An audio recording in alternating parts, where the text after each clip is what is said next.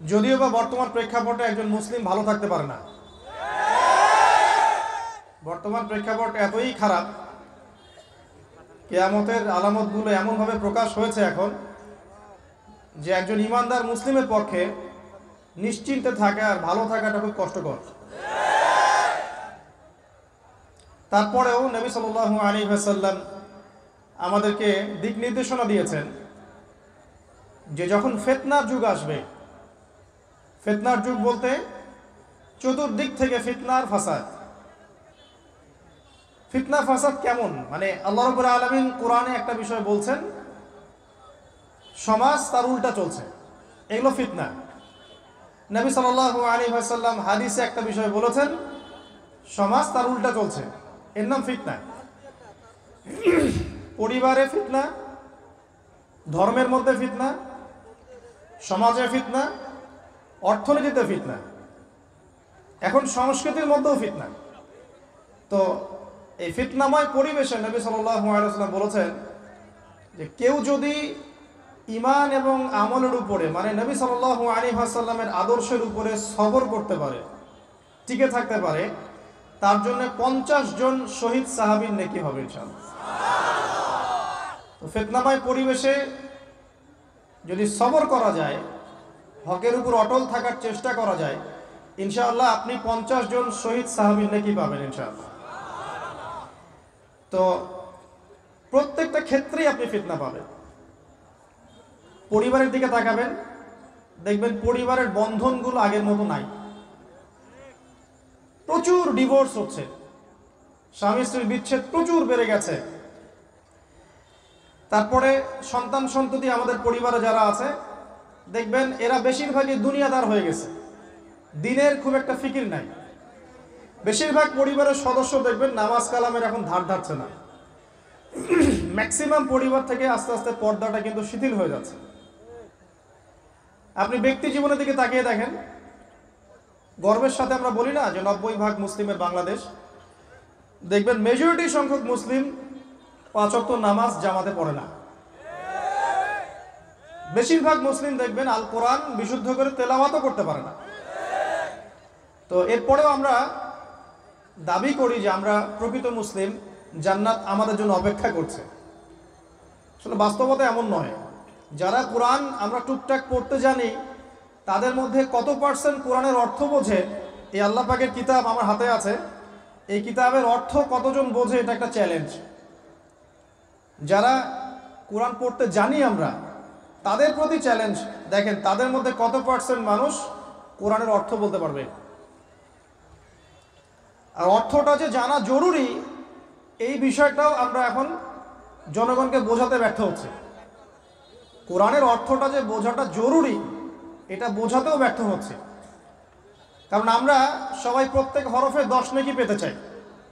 কোরআন তেলাওয়াত করলে প্রত্যেক হরফে 10 নেকি হবে, এই তো। তো এই কনসেপ্ট যখন আমার মাথায় ঢুকে গেছে, আমি ওখানে নিজেকে থামিয়ে দিয়েছি। অর্থ বুঝে গবেষণা করলে এবং কোরআন কেন্দ্রিক জীবন ব্যবস্থা গড়লে যে আরো বেশি নেকি হয়, এটা আমার মাথায় নাই। প্রত্যেক হরফে 10 নেকি তো আপনি পাবেন তেলাওয়াত করলে, কিন্তু অর্থ বুঝে এর ভিতরে ঢুকলে, গবেষণা করলে এর মূল স্বাদটা পাওয়া যায়, এটা আমরা বুঝতে পারছি না। দেখবেন বেশিরভাগ মানুষ কোরআনের অর্থটা জানে না। আবার আমরা যারা টুকটাক ভাঙাচোরা অর্থ জানি, তারা আবার দেখবেন কোরআনের সমস্ত আদেশ মেনে চলতে পারছি না এবং কোরআনের সমস্ত নিষেধও বর্জন করতে পারছি না। সমস্যা কিন্তু এখানেও থেকে গেছে। আবার কোরআনের ব্যাখ্যায় আছে হাদিস। তো এই হাদিসকে কেন্দ্র করে কোনো বিভ্রান্তির সুযোগ ছিল না, কিন্তু এখানেও আমরা বিভিন্ন জাল এবং বানোয়াট হাদিসের উপর আমলও শুরু করেছি। হাদিসের নামে এমন অনেক কিছুই চলছে সমাজে, যেগুলোর সাথে হাদিসের কোনো সম্পর্ক নাই। আমি বলতে চাচ্ছি যে হাদিসের নামে আবার সমাজে এমন অনেক আমল চালু আছে, যেগুলোর সাথে আবার হাদিসের কোনো সম্পর্ক নেই। তো দেখুন, ধর্মের মধ্যেও সমস্যা থেকে গেছে। আবার আমরা সবাই মুসলিম, আমাদের সবার ইউনাইটেড থাকার কথা। মুসলিম একটা জাতি, তাদের আল্লাহ একজন, রাসূল একজন, কিবলা এক, তাদের সবার মধ্যে একটা ইউনিটির কথা ছিল। কিন্তু আমরা ধর্মতাত্ত্বিকভাবে এবং পলিটিক্যালি আমরা বিভিন্ন দলে বিভক্ত এবং আপোষের মধ্যে মিল মহব্বত কম। বাইরে হয়তো আমরা বলি যে আমি একজন ধর্মতাত্ত্বিক দলের সদস্য, সে আরেকটা ধর্মতাত্ত্বিক সংগঠনের সদস্য, সে আরেকটা মানহাজ ফলো করে, সে আরেক জামায়াতের, সে আরেক তরিকার ইত্যাদি। আমরা সবাই এক, যদি আমরা বাইরে এই কথাটা বলি, কিন্তু অন্তর থেকে কিন্তু আমাদের এই বিষয়টা আসছে না। যদি আসতো তাহলে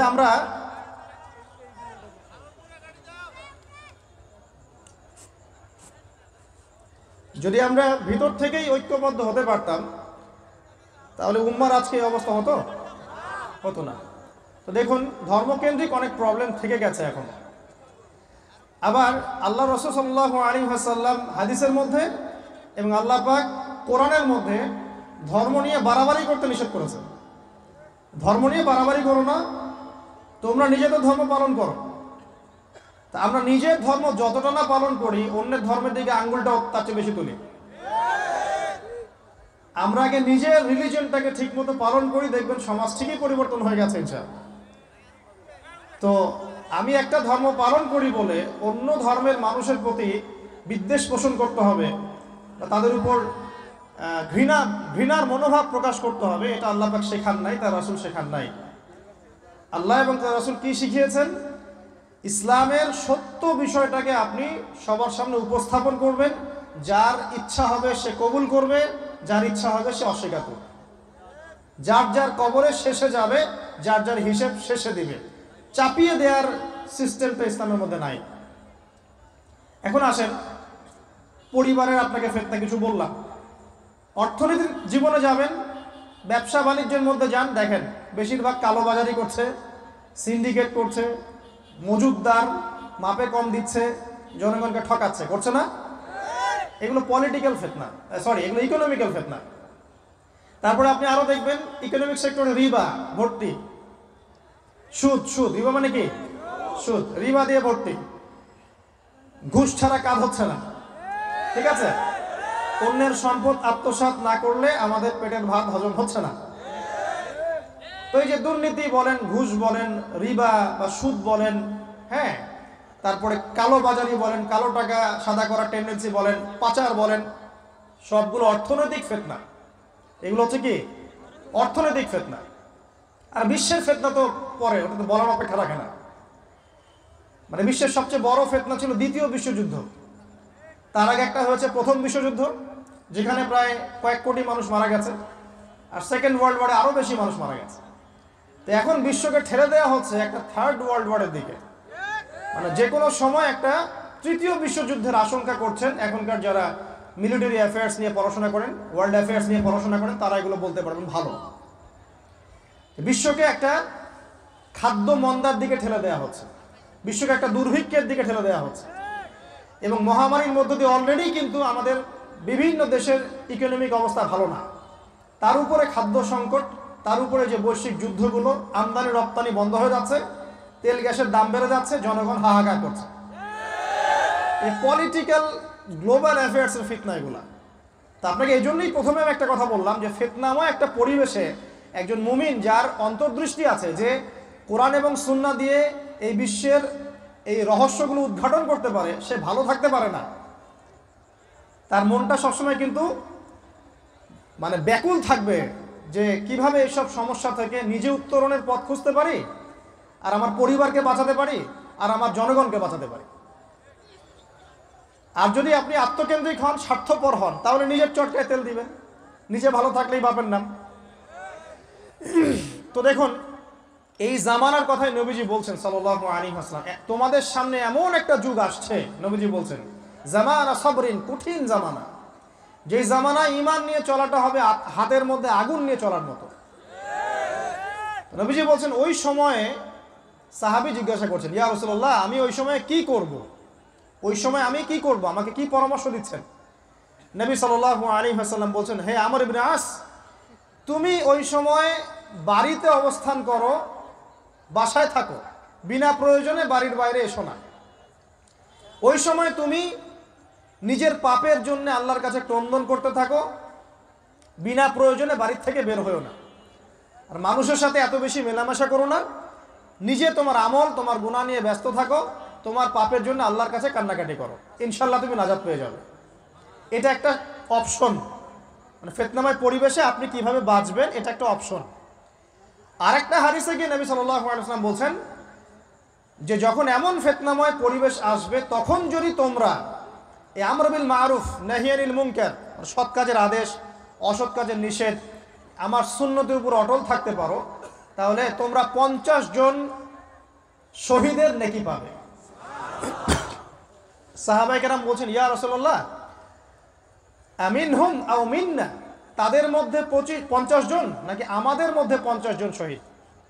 নবী করিম সাল্লাল্লাহু আলাইহি ওয়াসাল্লাম বলছেন, বাল মিনকুম, বরং তোমাদের মধ্যে 50 জন শহীদ। এটা অপশন নাম্বার 2।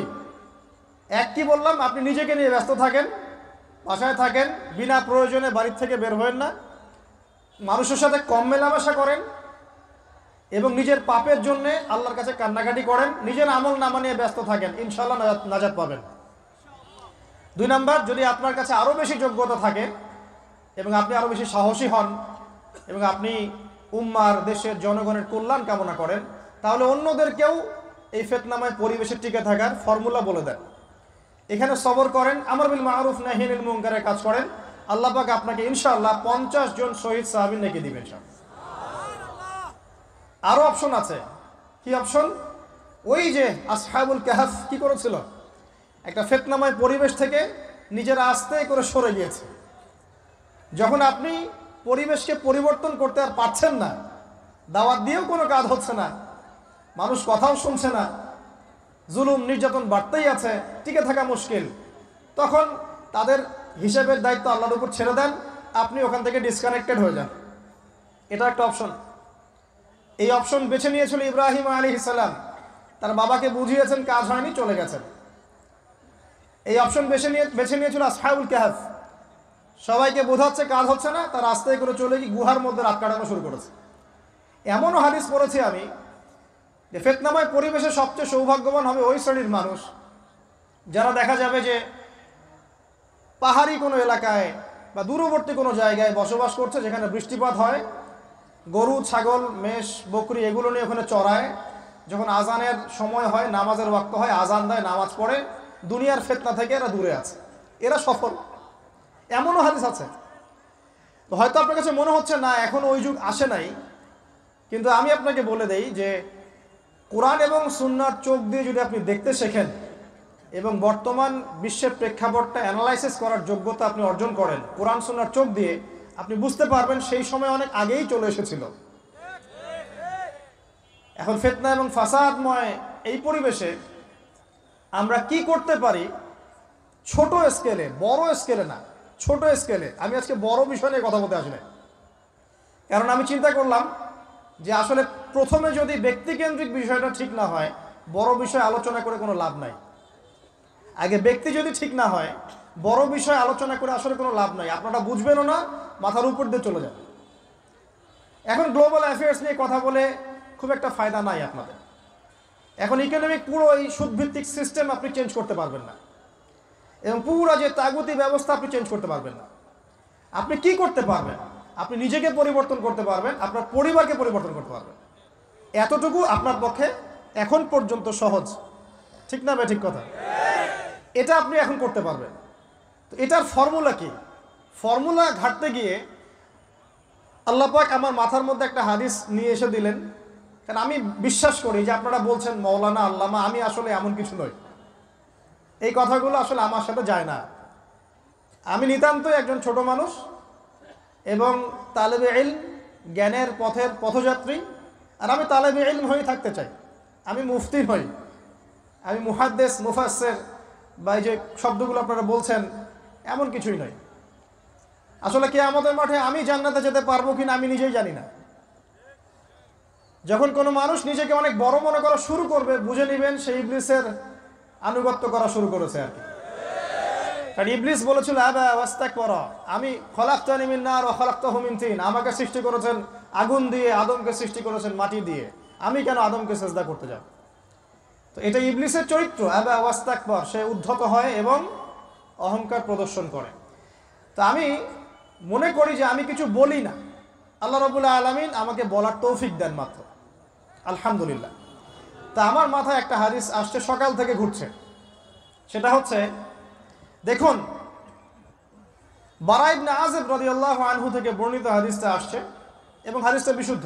এখান থেকে আমি মূল আলোচনা যাচ্ছি যে একদিন আনসার মানুষদের মধ্যে, আনসার কারা? আমাদের আনসার বাহিনী। আনসার কারা? যারা মুহাজির সাহাবীদেরকে আশ্রয় দিয়েছিল মদিনায়, তাদেরকে কি বলা হয়?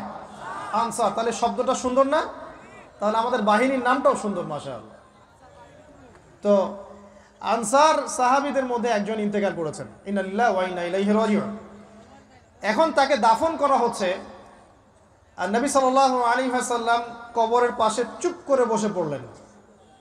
তার বসা দেখা দেখি বাকি সাহাবীরাও তাকে ঘিরে গোল করে বসে পড়লেন।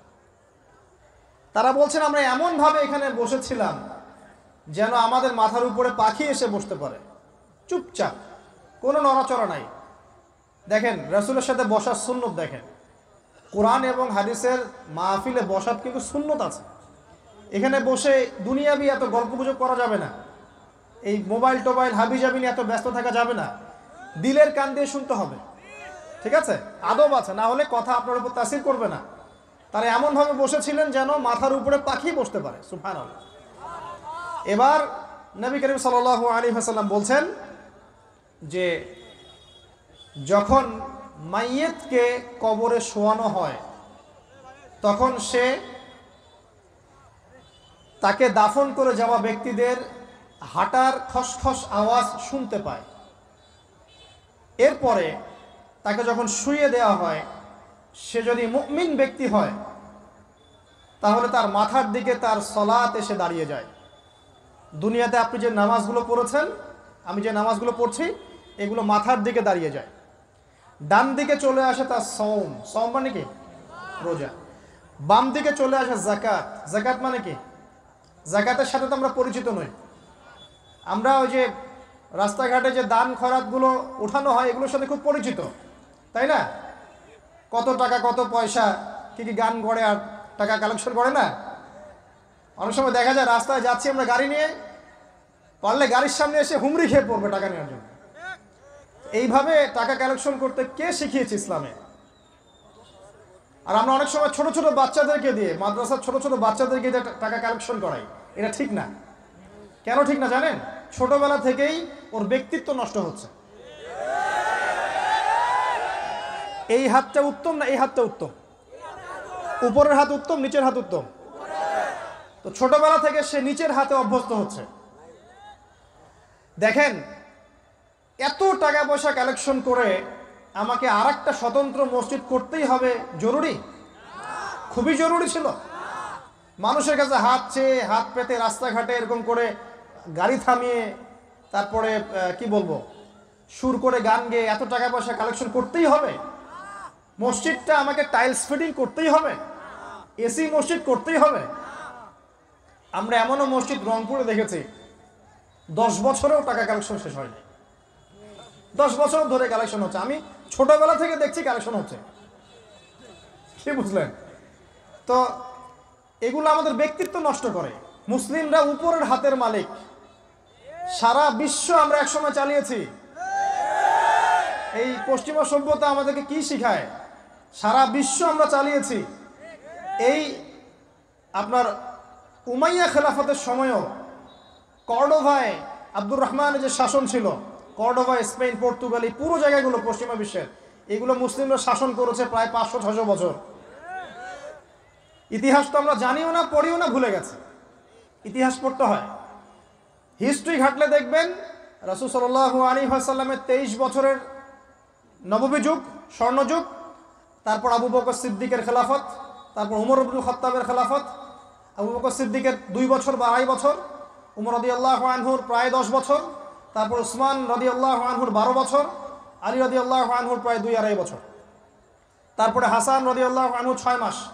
এরপরে উমাইয়া খেলাফত শুরু হলো মুয়াবিয়া রাদিয়াল্লাহু আনহু হাতে, প্রায় 20 বছর।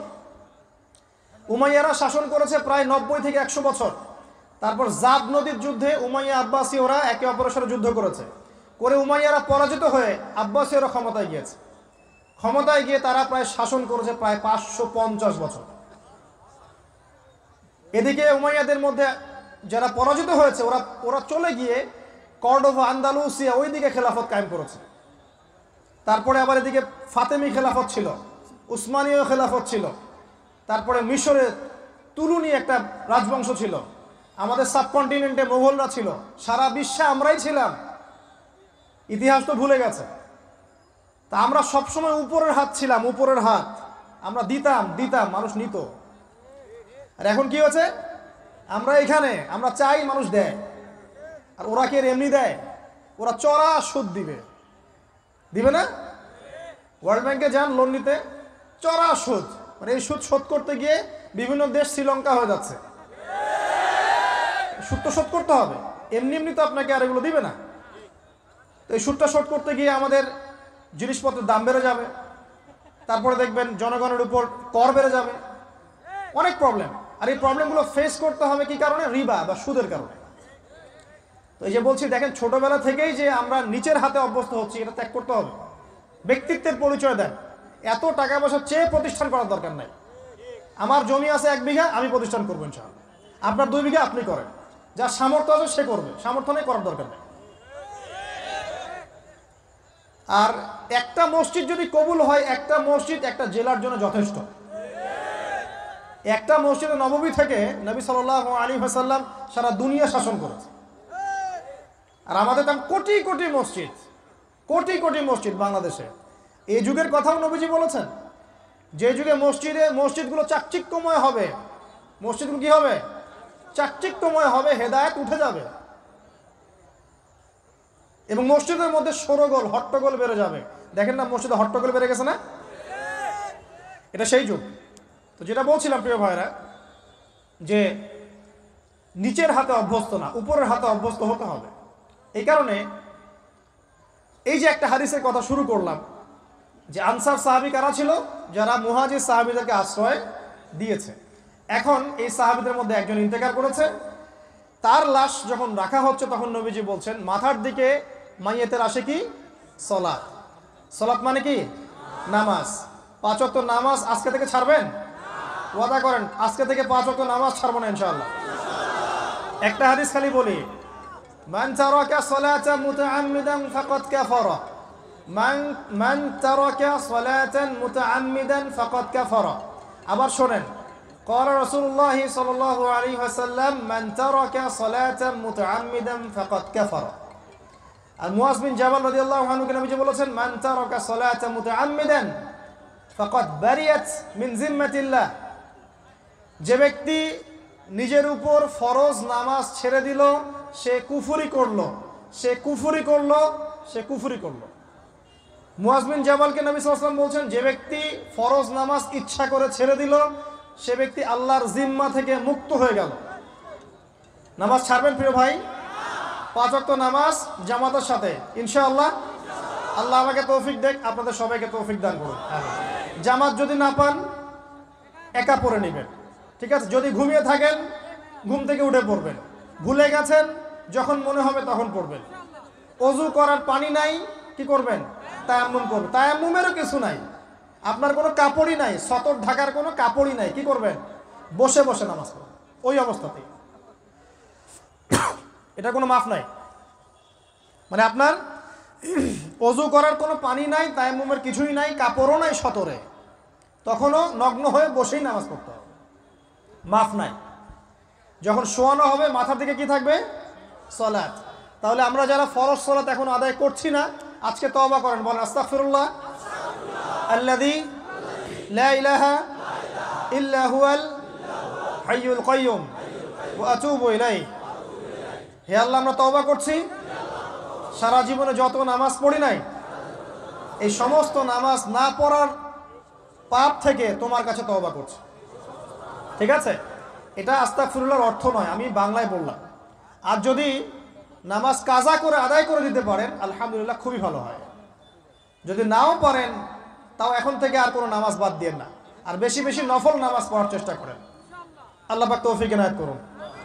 আসুন, তারপরে ডান দিকে কি? সওম। সওম মানে কি? রোজা।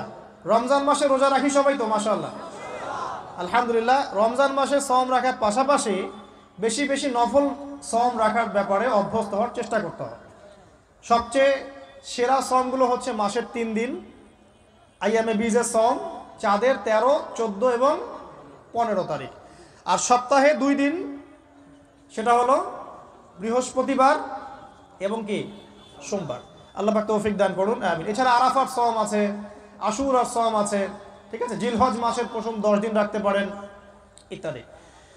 এবার বাম দিকে কি যাকাত, যেটা বলছিলাম যাকাতের সাথে আমরা খুব একটা পরিচিত নই, অথচ যাকাত একটা ফরজ ইবাদত। কেউ যদি নামাজ এবং যাকাতের মধ্যে পার্থক্য করে সে ব্যক্তি কাফের হয়ে যাবে। কেউ যদি মনে করে নামাজ আমি মানি যাকাত আমি মানি না, তাহলে কাফের হয়ে যাবে। নিসাব পরিমাণ সম্পদ হলে প্রত্যেক মুসলিমের উপর যাকাত ফরজ, ঠিক আছে। এবং এই যাকাতই হচ্ছে আপনার ইসলামিক অর্থনীতির মূল ভিত্তি। যাকাত হচ্ছে ইসলামিক অর্থনীতির কি মূল ভিত্তি। এই টিকটক প্রজন্মকে এখান থেকে সরান, এই মোবাইল নিয়ে যারা ব্যস্ত আছে এখান থেকে সরো, আলোচনার কনসেন্ট্রেশন নষ্ট করবো না। ধন্যবাদ। পরিবেশ নষ্ট করতে আসো কেন এখানে? দিনের কথা শুনতে যদি আসতে পারো তাহলে আসবো, আদারওয়াইজ আসার দরকার নাই। এখানে কথা হচ্ছে আল্লাহ এবং রসুলের, তুমি কথা বলতেছো পাশে। আল্লাহ এবং তার রসুলের কথা হচ্ছে, এখানে তুমি কথা বলো কোন সাহসে? সূরা হুজুরাতে আল্লাহ রসুল সাল্লাল্লাহু আলাইহি ওয়াসাল্লাম, সূরা হুজুরাতে আল্লাহ পাক বলেছেন যে রাসূলের কথার উপরে কেউ যদি জোরে কথা বলে তার আমলনামা নষ্ট হয়ে যাবে। রাসূল কথা বলছেন, তার উপরে যদি জোরে কেউ কথা বলে আমলনামা নষ্ট হয়ে যাবে। আর এই মাহফিলগুলোতে আল্লাহ এবং তার রাসূলের কথা হয় না? এখানে কি যা ইচ্ছা তাই কথা বলা যাবে? যদি কোনো প্রয়োজন থাকে মাহফিল শেষ হবে তারপর কথা বলবে। এই আদবগুলো না শিখতে পারলে মাহফিলের বরকত থাকে না। আর মোবাইলটা যে আমাদের কি করে দিল ভাই, মানে পুরো কমন সেন্স, হিউম্যান বিহেভিয়ার সব নষ্ট করে ফেলছে। বসে আছেন চুপচাপ, মানে এমন হয় ফোনটা বের করছে, এমন অস্ত্র বের করছে, ফোন বের করে খাটাস করে মুখের সামনে ফোনটা। অনুমতিরও প্রয়োজন নাই যে ভাই একটা ছবি কি নিব, পারমিশনেরও দরকার নেই। মানে ম্যানার্স কমন সেন্স নষ্ট করে ফেলছে। আগে মুসলিমদের সাথে 2টা জিনিস থাকতো। যখন মুসলিমরা সারা বিশ্বকে নেতৃত্ব দিয়েছে তখন ডান দিকে একটা বড় তরোয়াল থাকতো আর বাম দিকে একটা ছোট খঞ্জর থাকতো, জানেন? এই মোগল আমলেও দেখবেন, নবাব সিরাজউদ্দৌলাদের আমলেও দেখবেন, ডান পাশে একটা বড় সৌট থাকতো আর বাম পাশে থাকতো একটা ছোট খঞ্জর। ওই 2টা জায়গায় এখন স্থান নিয়েছে। ডান পকেটে একটা বড় স্মার্টফোন আর বাম পকেটে ছোট একটা আবার কথা বলা ফোন। মানসিকভাবে আমরা সুস্থ নই এখন। আল্লাহ পাক আমাদেরকে বোঝার তৌফিক দেখ। কথাগুলো আঘাত করার জন্য বলছি না, আমি কথাগুলো বলছি এই কারণে যে আমাদের এই যুব সমাজকে নিয়ে আমাদের অনেক আশা। যুবকরা ইসলাম শিখবে, এলেম শিখবে, আমল করবে, ইনশাআল্লাহ আগামী দিনে এই জাতিকে নেতৃত্ব দিবে।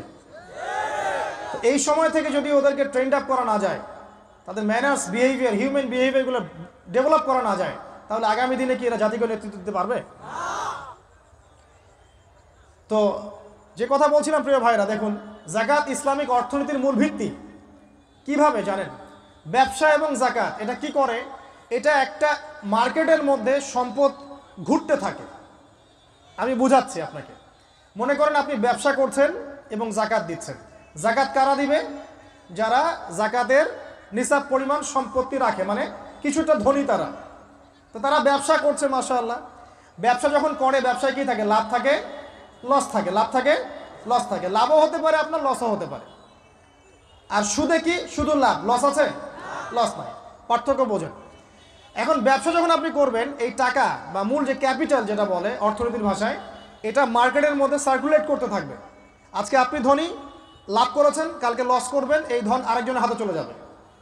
সে আবার ব্যবসা করছে, সে লাভ করলে সম্পদ তার হাতে থাকলো, লস করলে আরেকজনের হাতে। মানে এই মানিটা, ক্যাপিটাল যেটা, এটা মার্কেটের মধ্যে ঘুরতে থাকে। আজকে কেউ ধনী, কালকে কেউ ধনী, আজকে কেউ ফকির, কালকে কেউ ধনী, এভাবে। এখানে আল্লাহ পাক যাকে ইচ্ছা হয় ধন দেন, যাকে ইচ্ছা হয় দরিদ্র করেন। এটা আল্লাহ পাক নিয়ন্ত্রণ করেন। আবার এর মধ্যে যারা ধনী হবে তারা আবার যাকাত দিবে। কাকে যাকাত দিবে? যে গরিব তাকে। এই কারণে অর্থনৈতিক সাম্য থাকবে এবং টাকা ক্যাপিটাল মার্কেটে সার্কুলেট করতে থাকবে। এটা হচ্ছে ইসলামিক ইকোনমিক্স। বুঝাতে পারছি না মনে হয়। আর রিবায় কি হবে? রিবায় কোনো লসের চান্স নাই। মানে এখানে ধনী আরও ধনী হতে থাকবে, গরিব আরও গরিব হতে থাকবে, প্লাস জাকাতও দিবে না। তখন সমাজের একটা অংশ অনেক ধনী হবে, আর একটা অংশ একদম মাটিতে পড়ে যাবে, কোনো ব্যালেন্স হবে না। এই কারণে বিশ্বের একটা অংশ, ওই বিশ্বের একটা বড় অংশ যারা সুদখোর, যেখান থেকে সুদ এসেছে, ওইটা আস্তে আস্তে ধনী হয়ে গেছে এবং বিশ্বের বহু কান্ট্রি আস্তে আস্তে দারিদ্র্য সীমার নিচে চলে আসছে। এটা শুধু ব্যক্তির ক্ষেত্রেই নয়, এটা সমাজের ক্ষেত্রেই নয়, পুরো বিশ্বটা হচ্ছে। তো এই হলো রিবা এবং ব্যবসা ভিত্তিক জাকাত ভিত্তিক ইকোনমিক সিস্টেমের পার্থক্য, বেসিক ডিফারেন্স। রিবার মধ্যে আল্লাহ পাক তার হাত উঠিয়ে নেন, আল্লাহ পাক সেখানে আর ইন্টারফেয়ার করেন না। ঠিক আছে, সুদ খাচ্ছ, তুমি তোমার মতো চলো এখন। আর ব্যবসা ভিত্তিক ইকোনমিক্স চললে আল্লাহ পাক সেখানে কাউকে ধন দিবেন, কারো কাছ থেকে দিবেন। আপনার ধন নিয়ে আমাকে দিবেন, আমার ধন নিয়ে আপনাকে দিবেন। আর আমি যদি ধনী হই, আমি আবার জাকাত দিব, সেই জাকাতের টাকা আবার আপনার হাতে যাবে, কেউ না খেয়ে মরবে না। তো সামনে এই যে বলা হচ্ছে 2023 সাল, শুধু 23 সাল না, আমার অবজারভেশন 2026-27 পর্যন্ত একটা অর্থনৈতিক মন্দা চলতে পারে। বলবে কিছু কিছু লোক যে ভবিষ্যৎবাণী করতে যাওয়া, এটা ভবিষ্যৎবাণী নয়। আপনি বর্তমান সম্পর্কে খবর রাখেন না বলেই বর্তমানকে আপনার ভবিষ্যৎ মনে হচ্ছে। আমাদের অনারেবল মিনিস্টার যারা আছেন ওদেরকে জিজ্ঞাসা করেন, তাদেরকে জিজ্ঞাসা করেন, তারাও বলছেন যে 2023 সাল থেকে 26 সাল খাদ্য মন্দার মধ্যে যান। দেখেন নাই? তারাও এই কথা বলছেন, কারণ তারা বুঝতে পারছেন ওয়ার্ল্ডের অবস্থা ভালো না। এখানে একটা সলিউশন বলছে, ইচ্ছা হলে আপনি গ্রহণ করতে পারেন, ইচ্ছা হলে নাও করতে পারেন। আমার তো চাপিয়ে দেওয়ার কোনো ক্ষমতা নাই। ফাযাক্কির ইন্নামা আনতা মুযাক্কির, আপনি শুধু উপদেশদাতা। লাস্তা আলাইহিম বিমুসাইতির, আপনি কারো প্রতি দারোগা নন। কি উপদেশ? এই যে জাকাত, যেটা জাকাত, আমাদের জাকাত যেটা আসে, এটাকে একটু বড় পরিসরে কালেক্ট করার চেষ্টা করতে হবে। করে যদি আমরা সুষ্ঠু বন্টন করতে পারি গরিবদের মাঝখানে, ইনশাআল্লাহ কেউ খাদ্য অভাবে মারা যাবে না ইনশাআল্লাহ। আল্লাহ পাক আমাদেরকে বোঝার তৌফিক দান করুন। এর পাশাপাশি তারা যেটা বলেছেন, ইকোনমিক সেকশনের লিডার যারা আছে তারা যেটা বলছেন এটা ঠিক বলছেন। তারা বলছেন কৃষিভিত্তিক অর্থনীতির কথা বলছেন, এটার সাথে আমি 100% একমত। কারণ আল্লাহ পাকের কোরআন, এই কোরআনের মধ্যে বেশিরভাগ যে অর্থনীতির কথা এসেছে তা হচ্ছে কৃষিভিত্তিক অর্থনীতি। এটা কি জানেন? হয়তো জানেন না। কোরআনে যত ইকোনমিক সিস্টেমের কথা আসছে তার মধ্যে সবচেয়ে বেশি এসেছে কৃষিভিত্তিক অর্থনীতির কথা, তারপর ব্যবসা এবং জাকাত। অতএব তারা ঠিকই বলেছেন, দেশের যারা ইকোনমিক সেকশনে গবেষণা করছেন তারা ঠিক কথাই বলেছেন যে কৃষিভিত্তিক অর্থনীতি হচ্ছে আমাদের অর্থনৈতিক মন্দা দূর করার অন্যতম উপায়। ঠিক বলেছেন, আমি একমত। তো জাকাত যেটা কথা বলছিলাম, বাম দিকে জাকাত আসবে, তো জাকাত আমরা দিব তো ইনশাল্লাহ ভাই। যাদের শোনেন, বাংলাদেশে এমন অনেক শিল্পপতি আছে যাদের একজনের জাকাতের টাকা দিয়ে একটা গ্রাম চলতে পারে। আর জাকাতের টাকা কিন্তু শুধু এক বছরে আসবে না, প্রতি বছরেই ঘুরে ঘুরে আসবে। মনে করেন যে আপনাদের এলাকার মধ্যে অনেক বিত্তশালী আছেন, আমি দোয়া করি মন থেকে আল্লাহ পাক বিত্তশালীদের অন্তরটাকে নরম করে দিক এবং ওসমান রাদিয়াল্লাহু আনহুর মতো দানশীল করে দিক। আমরা দোয়া করি, আমরা কারো খারাপ চাবো, সবার জন্য হেদায়েতের দোয়া করব। টাকা থাকতে তো সমস্যা নাই, কিন্তু টাকা থেকে যদি উসমান রাদিয়াল্লাহু আনহু হতে না পারলাম তাহলে সমস্যা। টাকা থাকতে কোনো সমস্যা নাই, ধন আপনাকে আল্লাহ দিতেই পারে। এই ধনটাকে উসমান গনি রাদিয়াল্লাহু আনহুর মতো আল্লাহর পথে বিতরণ করে দেন, ইনশাআল্লাহ আল্লাহ পাক আপনাকে জান্নাতুল ফেরদৌস দান করবেন। তো অনুরোধ থাকবে, দেখেন আপনারা যদি একটা এলাকার জাকাত কালেক্ট করতে পারেন, মনে করেন কথার কথা এখানে কিছু মেয়ে আছে যারা খারাপ পথে পা বাড়িয়েছে, আমার কথা বুঝতে পারছেন? আচ্ছা, এরকম পল্লী অনেক জায়গায় আছে না? এক বছরের জাকাতের টাকা দিয়ে সমস্ত যৌনপল্লীর মেয়েদেরকে কাজ দেওয়া সম্ভব, কর্মে আনা সম্ভব। ওদেরকে কাজের ব্যবস্থা করে দেন, ওরা কখনোই এই সেক্স ওয়ার্কারের কাজ করবে না ইনশাআল্লাহ। কোনো মেয়ে এই কাজ করতে চায় না, আমার মতে কোনো মেয়েই চায় না যে ইজ্জত বিক্রি করে খাবো। কোনো মেয়ে চাবে? কখনো চাবে না। ওকে আপনি ভালো কাজের ব্যবস্থা করে দেন এই জাকাতের টাকা দিয়ে, দেখবেন ইনশাআল্লাহ সে ওই খারাপ পথ ছেড়ে দিয়েছে। অনেক দেখবেন দরিদ্র মানুষ আছে যে পড়াশোনা করার কোনো সুযোগ নাই, টাকা পয়সা নাই, পড়াশোনা করতে চায় কিন্তু টাকা পয়সা নাই, দিনের জ্ঞান অর্জন করতে চায়, দেশকে কিছু দিতে চায়, টাকা নাই। তাকে আমরা হেল্প করতে পারি না? পারি।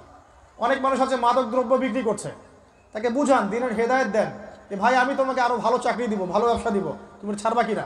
বলবো আমি ছেড়ে দেবো ইনশাআল্লাহ। বুঝালে ছেড়ে দেবেন ইনশাআল্লাহ। এই যে মেগা প্রজেক্ট যেটা কথা বলি আমরা, আত্ম উন্নয়নমূলক বলেন, যুব উন্নয়নমূলক বলেন, বা কান্ট্রি ডেভেলপমেন্টের কথা বলেন, এখানে যাকাত একটা বড় শক্তি হতে পারে। তবে এটাকে সুষ্ঠুভাবে কালেক্ট করতে হবে এবং যাকাতের যে 8টা খাত আছে এই খাতগুলোতে সুষ্ঠুভাবে বন্টন করতে হবে। অমুসলিমদেরকেও যাকাত দেওয়া যায়, জানেন? অমুসলিম যদি কেউ থাকে, দরিদ্র, তাকেও যাকাত দিয়ে সহযোগিতা করা যায়। আমরা সহযোগিতা করি না বলেই তো যে পশ্চিম থেকে লোকজন এসে সহযোগিতা করে খ্রিস্টান বানাচ্ছে এখন সবাইকে। আরো বাড়বে দিন দিন, দেখেন। আমরা তো সহযোগিতা করছি না। আপনার পাশে আপনার প্রতিবেশী না খেয়ে মারা যাচ্ছে, আপনি যাচ্ছেন না। এখন তো অন্য কেউ এসে যদি সাপোর্ট করে, ও তো তার দলেই ভিড়বে তখন। স্বাভাবিক, এটাই হচ্ছে এখন। আল্লাহ বোঝার তৌফিক দান করুক আমাদের। বাম দিকে মাইয়াতের থাকবে কি ভাই? যাকাত। তারপরে পায়ের দিকে চলে আসবে তার আত্মীয়তার সম্পর্ক রক্ষার ইবাদত, তার এই যে অন্যান্য দান সদকা, তার নফল আমল, তার তাসবিহ তাহলিল, তার কোরআন তেলাওয়াত ইত্যাদি পায়ের দিকে চলে আসবে। এখানে একটা হাদিস এসেছে, সূরাতুল মুলক যে ব্যক্তি রাতের বেলা তেলাওয়াত করবে, কোন সূরা ভাই? তাবারাকাল্লাযী বিয়াদিহিল মুলক ওয়া হুয়া আলা কুল্লি শাইইন কাদির। এই সূরা যে ব্যক্তি রাতের বেলা করে তেলাওয়াত করবে, ইনশাআল্লাহ সূরা মুলকও কবরে তার সাথে থাকবে এবং কবর আযাব থেকে সূরা মুলক তাকে বাঁচাবে ইনশাআল্লাহ। আমি বুঝাচ্ছি যে কি অবস্থাটা হবে। এবার দুজন ফেরেশতা মাথার দিক থেকে আসবেন, আসতে চাইবেন, সালাত বলবে এখান দিয়ে আসা যাবে না, এদিক দিয়ে আসা যাবে না। ডান দিক দিয়ে আসতে চাইবেন, এদিক দিয়ে আসা যাবে না। বাম দিক দিয়ে আসতে চাইবেন, যাকাত বলবে এদিক দিয়ে আসা যাবে না। পায়ের দিক দিয়ে আসতে চাইবেন, আমলগুলো বলবে এদিক দিয়ে আসা যাবে না। তখন যাই হোক, তারা আসবেন। এটা তাদের, এটা কথা কি? এটা কথাটা হচ্ছে যে সলাতের গুরুত্ব, মানে সে সলাত আদায় করেছে, সে আমার হক আদায় করেছে, আমি তার পক্ষে আছি, এটা পক্ষে বোঝাচ্ছে। রোজা বলবে আমি ওর পক্ষে আছি, তাকে আপনি কোনো শাস্তি দিবেন না, আমি তার পক্ষে আছি। আপনারা দুজন তাকে শাস্তি দিবেন না, আমি যাকাত তার পক্ষে আছি, এটা পক্ষে থাকার কথা। তারপরেও তারা আসবেন, চোখগুলো হবে নীল এবং কালো বর্ণ, নীলাপ চোখের, কালো। মুনকার নাকি? উঠে বসিয়ে দেওয়া হবে। এবার 3টা প্রশ্ন। প্রথমে প্রশ্ন হচ্ছে কি? মান রব্বুক, তোমার রবকে? তখন মুমিন বান্দা বুক ফুলিয়ে বলবে রব্বি আল্লাহ, আমার রবকে আল্লাহ। পৃথিবীতে যে ব্যক্তি আল্লাহর সাথে শিরিক করে নাই, আল্লাহ তাওহীদের উপর থেকেছে এবং তার উপরে মৃত্যুবরণ করেছে, ইনশাআল্লাহ সে ব্যক্তি এর উত্তর নির্দ্বিধায় দিতে পারবে ইনশাআল্লাহ। আর দুনিয়াতে যে বা যারাই আল্লাহর সাথে শিরিক করবে, আল্লাহর সাথে শিরকের পাপে লিপ্ত হবে, ওই অবস্থায় মারা যাবে, তাওহীদের উপর থাকবে না, কোশ্চিন কালেও মান রব্বুক উত্তর দিতে পারবে না। তারপরে প্রশ্ন হয়ে যাবে মা দীনুক, তোমার দিন কি ছিল? মুমিন বান্দা উত্তর দিবে কি? দিন ইয়াল ইসলাম, আমার দিন ছিল ইসলাম। এখানে শুনে রাখেন, পৃথিবীতে যারা ইসলামকে পরিপূর্ণরূপে পালন করবে তারাই এই উত্তর দিতে পারবে ইনশাআল্লাহ। যারা ইসলামকে ঠাট্টা বিদ্রুপের হাসি তামাশার পাত্র বানিয়েছে, মন চাইলে কিছু করি, মন চাইলে কিছু করি না, সহজগুলো একটু আমল করি, বাকি কিছুর আমল ধারি না, হ্যাঁ, নামাজ পড়ি, সুদ ছাড়তে পারি না, ঠিক আছে, বছর বছর ওমরা করি, এদিকে ঘুষ দুর্নীতি ছাড়তে পারি না, ইসলামকে ঠাট্টা তামাশার পাত্র বানিয়েছে, এরা কোশ্চিন কালে উত্তর দিতে পারবে না মা দীনুক, দিনে পরিপুৎখুলু ফিস সিলমি কাফা, পরিপূর্ণরূপে ইসলামে প্রবেশ করতে বলেছেন আল্লাহ রাব্বুল আলামিন। যারা পরিপূর্ণরূপে ইসলামে প্রবেশ করবে এবং ইসলামের প্রতিটা মৌলিক বিধান মেনে চলবে, ইনশাআল্লাহ তারা এর উত্তর দিতে পারবে। এরপরে আসবে 3য় প্রশ্ন। নবী সাল্লাল্লাহু আলাইহি ওয়াসাল্লামকে দেখানো হবে। যখন দেখানো হবে তখন সূর্য যখন ডুবে যায়, যে দৃশ্যটা আমরা দেখতে পারি না, ওই দৃশ্যটা ভেসে উঠবে এবং মুমিন বান্দা অস্থির হয়ে যাবে, বলবে আমাকে ছেড়ে দাও, আমি নামাজ পড়বো। সুবহানাল্লাহ। কারণ তার কাছে মনে হবে যে আসরের ওয়াক্ত হয়ে গেছে, আসরের ওয়াক্ত হয়ে গেছে, আসরের ওয়াক্ত চলে যাচ্ছে, আমাকে নামাজ পড়তে হবে। চিন্তা করেছেন? ওই যে একটা হাদিস আছে না, যে 7 শ্রেণীর মানুষকে আল্লাহ রাব্বুল আলামিন আরশের ছায়া দিবেন, তার মধ্যে 1 শ্রেণীর মানুষকে যার অন্তর মসজিদের সাথে ঝুলে থাকে, তার মন মসজিদের সাথে ঝুলে ছিল, এই সূর্য ডুবে গেল বলে আমাকে ছেড়ে দাও, আমি নামাজ পড়তে যাব। তখন ফেরেশতারা বলবেন তোমাকে নামাজ পড়তে দেয়া হবে, তবে তার আগে তুমি এর উত্তর দাও। কি উত্তর? এই ব্যক্তির দিকে তাকাও। তখন নবী সাল্লাল্লাহু আলাইহি ওয়াসাল্লামকে দেখানো হবে, সাল্লাল্লাহু আলাইহি ওয়াসাল্লাম দরুদ পড়বেন। বলা হবে যে এই ব্যক্তির সম্পর্কে তোমার কি ধারণা? মান হাযা রাজুলু বুইসা ফীকুম, এই ব্যক্তি কে যাকে তোমাদের কাছে পাঠানো হয়েছিল? মুমিন ব্যক্তি নির্দ্বিধায় বলে দিবে যে তিনি হচ্ছেন আমার নবী মুহাম্মদুর রাসূলুল্লাহ সাল্লাল্লাহু আলাইহি ওয়াসাল্লাম। দেখুন, পৃথিবীতে যে বা যারাই নবী সাল্লাল্লাহু আলাইহি ওয়াসাল্লামের সুন্নতের উপর আমল করবে, ইনশাআল্লাহ সে তার উত্তর দিতে পারবে। দুনিয়াতে যারা নবীর সুন্নতের 5 পয়সা পরোয়া করছে না, তার আদর্শের 5 পয়সা দাম দিচ্ছে না, তারা কোশ্চিনকালে উত্তর দিতে পারবে। নাম হতে পারে আব্দুর রহমান, আব্দুর রহিম, নবীর সুন্নতের ধার ধারে না, তারা উত্তর দিতে পারবে না। তো নবীর সুন্নতের গুরুত্ব কত গভীর, এটা আমাদেরকে এখান থেকে বুঝতে হবে। তাই প্রিয় যুবক ভাইরা, মুসলিম ভাইরা, আমাদের জীবনটাকে নবীর আদর্শ এবং সুন্নতে ঢেলে সাজাতে হবে। সকাল থেকে সন্ধ্যা পর্যন্ত প্রতিটা কাজ করবো কার তরিকায়? রাসূলের তরিকায়। নামাজ পড়বো তার তরিকায়, রোজা, সিয়াম, হজ, জাকাত, আমল, মুআমালাত, আখলাক সব কার তরিকায়? নবী সাল্লাল্লাহু আলাইহি ওয়াসাল্লামের তরিকা অনুযায়ী ইনশাআল্লাহ। আল্লাহ পাক তৌফিক এনায়েত করুন, আমিন। এবার ফেরেশতা দুজন জিজ্ঞাসা করবেন অবাক হয়ে যে তুমি কিভাবে এটা জানলে, তুমি কিভাবে এই 3টা প্রশ্নের উত্তর দিতে পারলে? কারণ বেশিরভাগ মানুষ তো উত্তর দিতে পারবে না, বেশিরভাগ মানুষই এই উত্তর দিতে পারবে না। কারণ কিয়ামতের মাঠে 1999 জন মানুষ জাহান্নামে যাবে, নাউজুবিল্লাহ। তো এটা কঠিন পরীক্ষা। আল্লাহ রাসূল সাল্লাল্লাহু আলাইহি ওয়াসাল্লাম বলেছেন যে নিশ্চয়ই তোমাদেরকে এখানে পরীক্ষায় ফেলা হবে, আর তোমরা যদি এই পরীক্ষা জেনে তোমাদের মৃতদেরকে দাফন করা থেকে বিরত না থাকতে, তাহলে আমি তোমাদেরকে শুনিয়ে দিতাম কবরে কেমন পরীক্ষা হয়। মানে যদি আমরা শুনতে পারতাম যে কবরে কেমন পরীক্ষা হয়, আমরা ভয়ে আমাদের মৃতদেরকে দাফন পর্যন্ত করতাম না। এটা নবীজি বলছেন সাল্লাল্লাহু আলাইহি ওয়াসাল্লাম। তাকে জিজ্ঞাসা করা হবে যে তুমি কিভাবে জানলে এটা? বেশিরভাগ মানুষ তো পারে না উত্তর দিতে। তখন সেই ব্যক্তি বলে বসবে, সেই ব্যক্তি বলবে যে করাতু কিতাব আল্লাহ, আমি আল্লাহর কিতাব এই কোরআন পড়েছি। মুমিন বলবে আমি আল্লাহর কোরআন পড়েছি, ফাআমানতু বিহি, আমি এর উপর ঈমান এনেছিলাম, ওয়া সাদ্দাকতু, এবং সত্যায়ন করেছিলাম। সুবহানাল্লাহ। অতএব দুনিয়াতে যারা দ্বীনের জ্ঞান অর্জন করছে না, কোরআন পড়ছে না, হাদিস পড়ছে না, পড়াশোনার চেষ্টা করছে না, জানার চেষ্টা করছে না, কবরে পাওয়া ডিফিকাল্ট আছে। এটা একটা অন্যতম প্রশ্ন। আমরা কিন্তু মনে করি 3টা প্রশ্ন হচ্ছে, আসলে প্রশ্ন হচ্ছে কয়টা? 7টা। 3টার পরে আরো একটা এক্সট্রা। কিভাবে জানলে? তখন উত্তর দিচ্ছে আমি আল্লাহর কিতাব পড়েছি, ঈমান এনেছি, সত্যায়ন করেছি। সুবহানাল্লাহ। নবী সাল্লাল্লাহু আলাইহি ওয়াসাল্লাম হাদিসের পরের অংশে বলছেন যে যখন কাফের বান্দাকে উঠানো হবে, তখন ডানেও কিছু নাই, বামেও কিছু নাই, সামনে পিছনে কিচ্ছু নাই। মাথার দিক থেকে ফেরেশতারা চলে আসবেন, উঠিয়ে বসানো হবে, প্রশ্ন করা হবে কে তোমার রব? একটাই উত্তর, লা আদরি, আমি জানি না। নাউজুবিল্লাহ। কি তোমার দিন? লা আদরি, আমি জানি না। এই যে আল্লাহর তো খবর নাই, আল্লাহ পাকের বিধান মেনে চলার কোনো খবরই নাই, পরোয়াই নাই। সে জানবে কিভাবে ইসলাম কি জিনিস? সে জানবে কিভাবে আল্লাহ কি জিনিস? ও তো আল্লাহকে চিনেই না। দিব্যি বলে বেড়াচ্ছে মহাবিশ্ব সৃষ্টি হয়েছে বিগ ব্যাং থেকে, আল্লাহ বলে কেউ নাই। মানুষ সৃষ্টি হয়েছে বান্দর থেকে, নাউজুবিল্লাহ। ওই যে ডারউইনের মতবাদ, কি থিওরি অফ এভলিউশন নাকি? হ্যাঁ, তাই তো মনে হয়, অনেকদিন আগে পড়ছি ভাই, ভুলে গেছি। তো যাই হোক, মানুষ তো আল্লাহকে চিনছে না।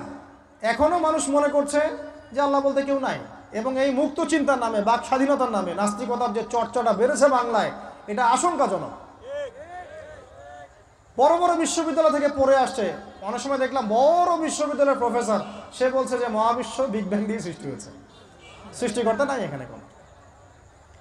তো মুসলিম বিজ্ঞানীর একটা কথা বলতেন যে মানুষ বিজ্ঞান সম্পর্কে অল্প জানলে নাস্তিক হয়ে যায়, আর অনেক গভীর জ্ঞান অর্জন করলে আল্লাহর কাছে আত্মসমর্পণ করে। খেয়াল করে দেখবেন, ডক্টর, ইঞ্জিনিয়ার যারা বড় বড় লেভেলে চলে গেছেন, অনেক সিনিয়র, তারা কিন্তু বেশিরভাগ নামাজি দেখবেন, নামাজ পড়ে, দান সদকা করে, সমাজ কল্যাণমূলক কাজ করে। তারা কিন্তু রোগীর সেবা করতে গেলেও বলে যে নামাজ পড়িয়েন, রোজা রাখিয়েন, তারা কিন্তু বলে। অনেক ডক্টর আমি দেখেছি এমন, যারা যত বেশি গবেষণা করে তারা তত বেশি আস্তিক হয়ে যায়, আর টুটাফাটা গবেষণা করলে নাস্তিক হয়ে যাবে। কত প্রশ্ন, ইসলামের এটা কেন, ওইটা কেন, ইসলামে বহুবিবাহ কেন, হ্যাঁ, ইসলামে কি পর্দার বিধান কেন, তারপর ইসলামে এত রেস্ট্রিকশনস, এত বাইন্ডিংস কেন, হ্যাঁ, স্বাধীনতা নাই কেন, কত প্রশ্ন। ইসলামের এগেনস্টে কত তীর এখন ছোড়া হচ্ছে। তো এই ব্যক্তি কেমন করে উত্তর দিবে যে মাহদিনুক, তোমার দিন কি? আল্লাহর দিকে কত প্রশ্ন ছোড়া হচ্ছে, কত শিরকের পাপ আমরা করছি, অনেক সময় মুসলিম হয়েও শিরকের পাপ করছে। কিভাবে উত্তর দিবে? মান রব্বুক। 3 নম্বর প্রশ্ন যখন করা হবে, এই ব্যক্তিকে দেখো দেখি, সে বলবে যে আমি জানি না এই ব্যক্তিকে, তবে শুনেছিলাম, মানুষের মুখে শুনেছিলাম, মানুষ যা বলতো আমি তাই বলতাম। মানে সে রাসূল সাল্লাল্লাহু আলাইহি ওয়াসাল্লামের নাম শুনেছিল হয়তোবা, কিন্তু তার সুন্নত বা আদর্শ কখনো মেনে চলে নাই, পারল না। এবার জান্নাতি ব্যক্তি হলে কি হতো? ওই যে সূর্য ডুবছিল যেখানে, তার দৃষ্টির সীমা পর্যন্ত কবরকে প্রশস্ত করে দেয়া হতো এবং জান্নাতের একটা দরজা তার কবরে খুলে দেয়া হতো।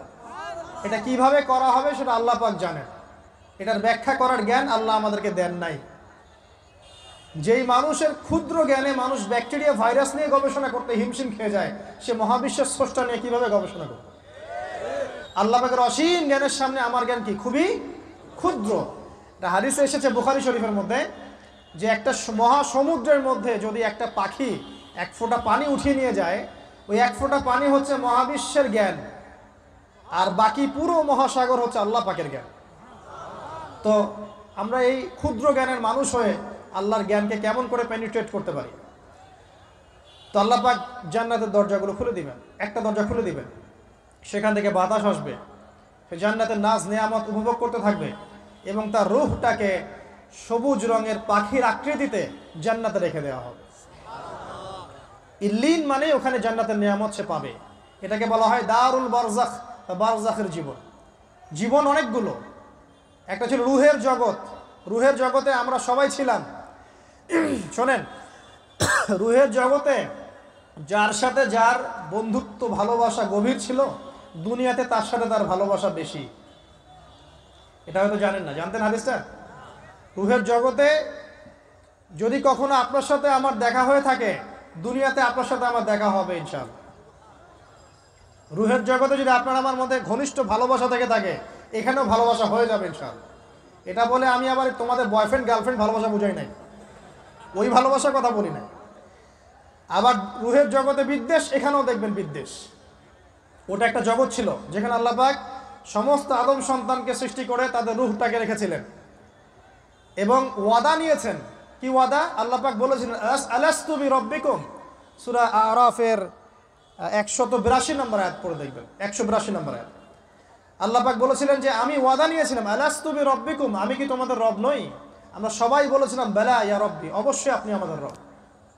দুনিয়াতে এসে আমরা ভুলে গেছি। এই ভুলে যাওয়াটা মনে করায় দেওয়ার জন্যই আল্লাহ পাক আসমানে কিতাব নাজিল করেন, নবী রাসূল পাঠান, আমাদের কান পর্যন্ত ইসলামের দাওয়াত পৌঁছে দেন, যাতে আমরা মনে করতে পারি। এবার আসেন, রুহের জগতের পর আসলাম এই যে দুনিয়ার জগৎ, দারুদ দুনিয়া। দুনিয়ার মধ্যে আছি হয়তো 50, 60, 70, 100 বছর হায়েস্ট। এরপর যাবে দারুল বারজাখ, বারজাখের জগৎ।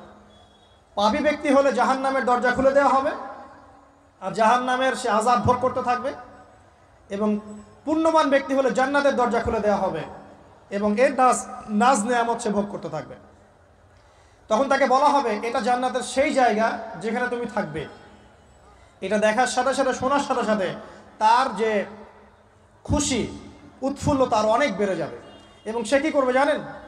সে পৃথিবীতে ফিরে আসতে চাইবে। সে বলবে আমাকে আমার পরিবারবর্গকে জানাতে দেন, আমাকে আমার পরিবারবর্গকে জানাতে দেন যে আমি ভালো আছি। তখন ফেরেশতারা তাকে বলবেন যে এটা সম্ভব না, তোমার এবং তাদের মাঝে দারুল বারজাখ আছে, তুমি এটা ভেদ করে যেতে পারবে না। তখন তার আত্মাটাকে ইল্লিনে দেওয়া হবে, একটা সবুজ পাখির আকৃতিতে জান্নাতে ঘুরে বেড়াবে ইনশাআল্লাহ।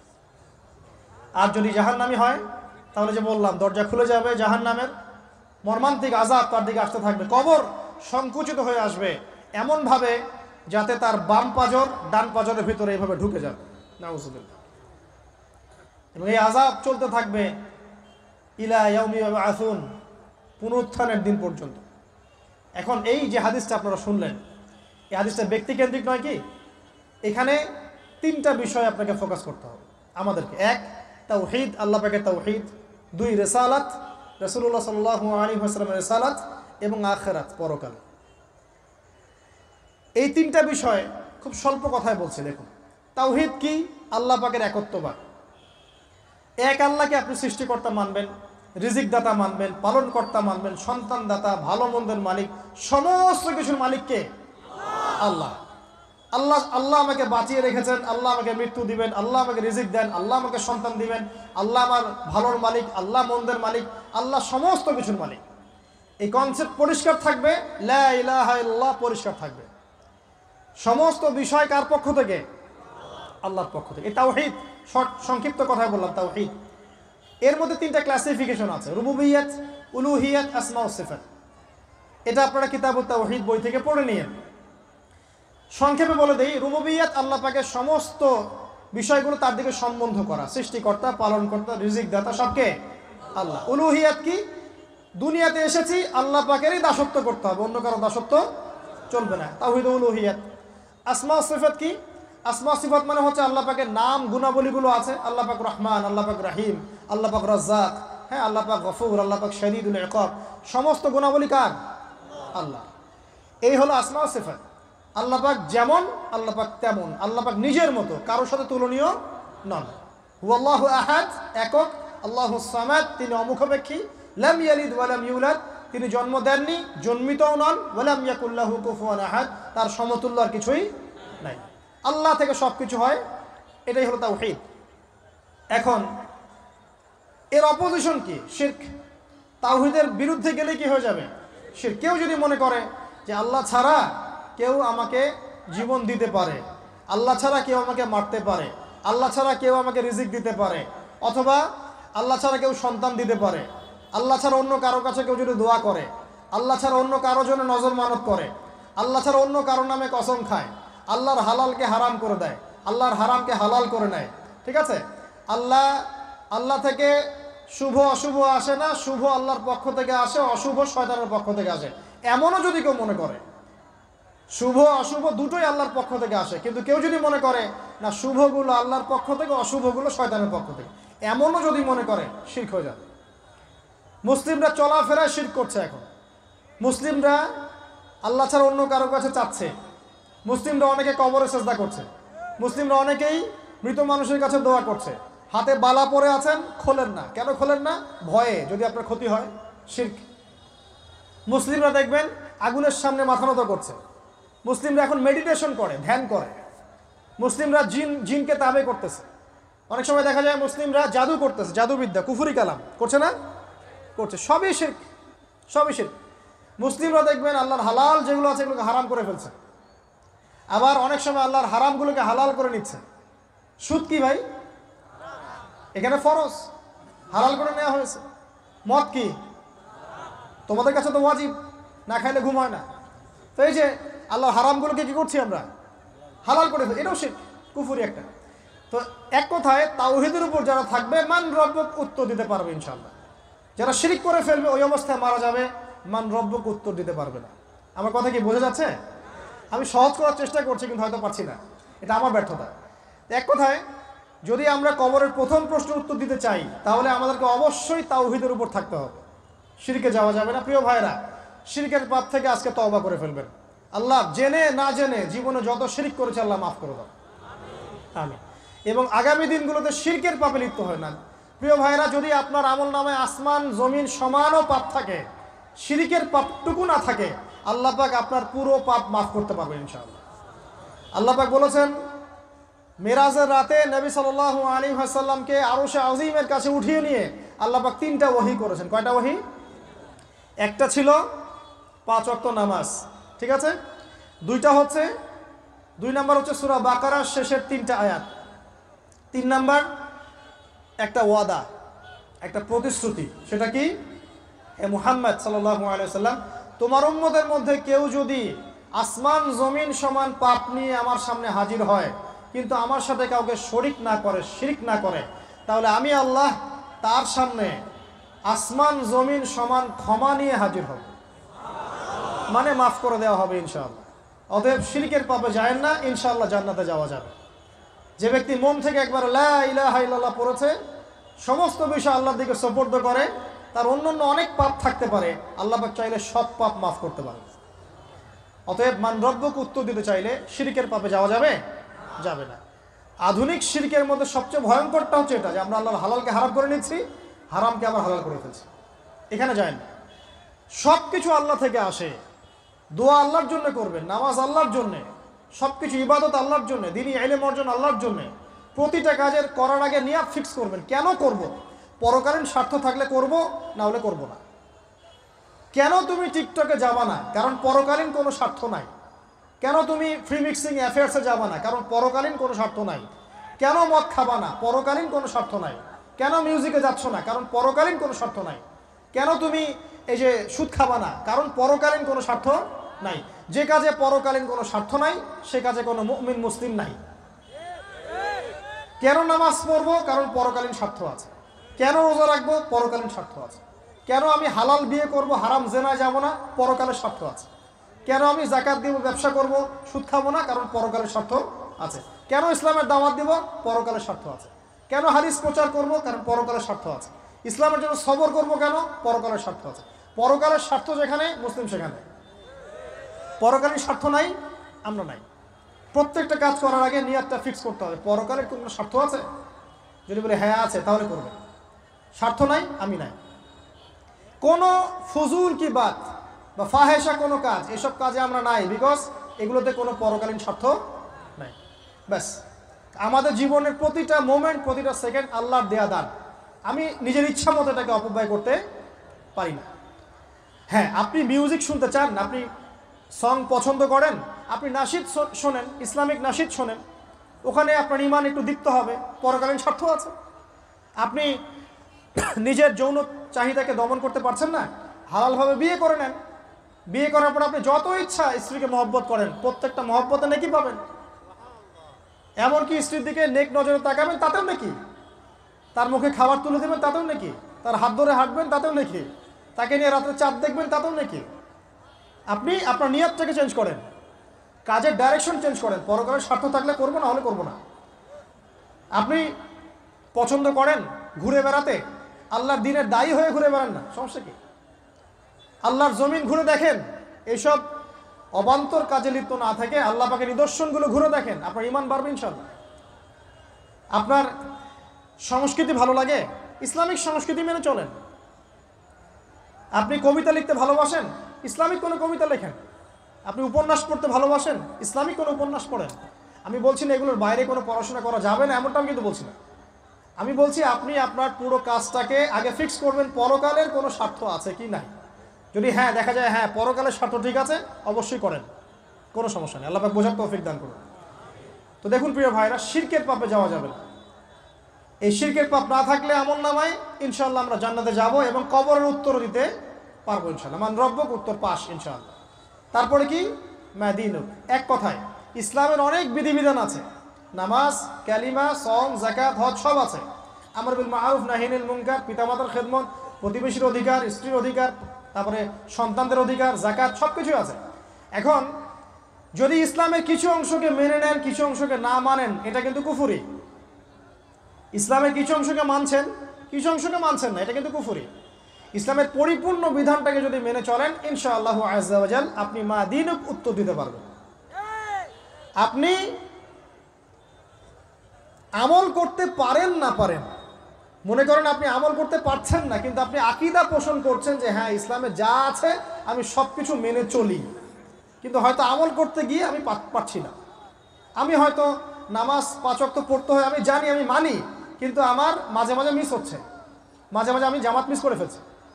আপনি মানেন যে সওম রাখতে হয়, মাঝে মাঝে আপনার সওম মিস হয়ে যাচ্ছে, কিন্তু আপনি বিশ্বাস করেন যে হ্যাঁ আপনি সওম রাখতে হয়, আপনার আকীদা ঠিক আছে। আপনি যাকাত দেন নাই এতদিন, কিন্তু আকীদা রাখেন হ্যাঁ দিতে হয়, আমি সুযোগ পেলে দিয়ে দিব।